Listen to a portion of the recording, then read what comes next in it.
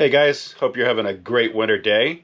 I came down to the greenhouse to check out our plants in the greenhouse, and I gotta say I'm impressed. This has worked out okay. We've had temperatures down in the teens and everything still looks good in here, but I'll show you around in the greenhouse, and I'll show you a couple of the tricks that we've used to keep our greenhouse really in good condition and warm over the last few days of the Texas ice apocalypse, or whatever you want to call it. But I turned off my heaters and things. I'll show you what I'm using for heat in here in just a second. But I had it left it closed up today. But even the vents, if you can see this, or even the vents, it got warm enough in here for the vents to open just a little bit. So the vents on here are doing their job and working very well. But it's getting late in the day, so I decided that the sun's beginning to drop. I should come out here and check out the heat situation. So my first line of defense is this right here. Clay pot and candles. Works very, very well. So I'm going to light these candles. I'm going to put the clay pot over there, and I'll show you how to stack those up. But these are just little votive candles. I buy them by the case, and they're just for this purpose. So we've got an empty box and a partial box left there. So I'm going to put about 5 of these candles under here for tonight. So we'll put these right here. One more. This is going to be cold tonight. Down in the teens again. And then I love the little lighter that I have. This little electronic lighter. I got this on Amazon. But it does a good job of lighting these candles, and I don't have to worry about the matches. If I can get it on there and hold it steady.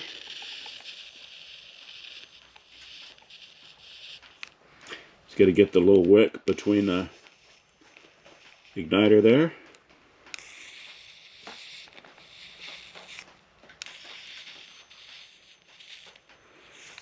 Alright, so those guys are lit. Now the next thing is I've got this large clay pot lid.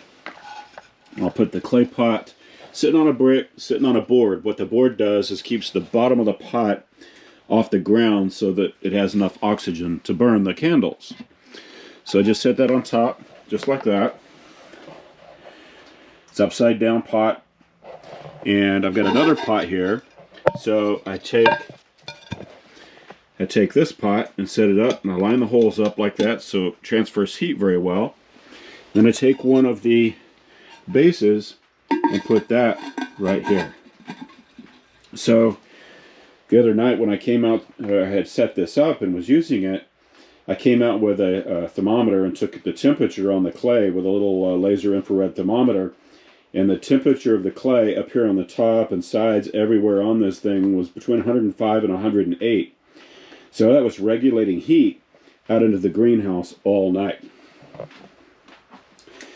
So when it gets super, super cold and I'm worried that that's not going to keep up, we have these little inexpensive kerosene lanterns that we'll put in here, and we'll light those, and the fuel in that will last like 3 or 4 days, but it's just enough heat to break the chill in here. But you can see our cabbages and onions over here look fantastic. See very little in the way of any kind of frost damage or anything. Some Chinese cabbage there in the back. The broccoli that we've already harvested, we're just shooting up the little heads off of it. Even the celery, which is not really that cold tolerant. And the cauliflower.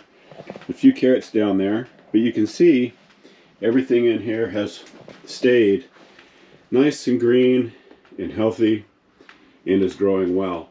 So I can't say enough, my favorite way, it's very inexpensive, is the clay pot heater. There's several different ways you can do that, but this is how I found it works best for us.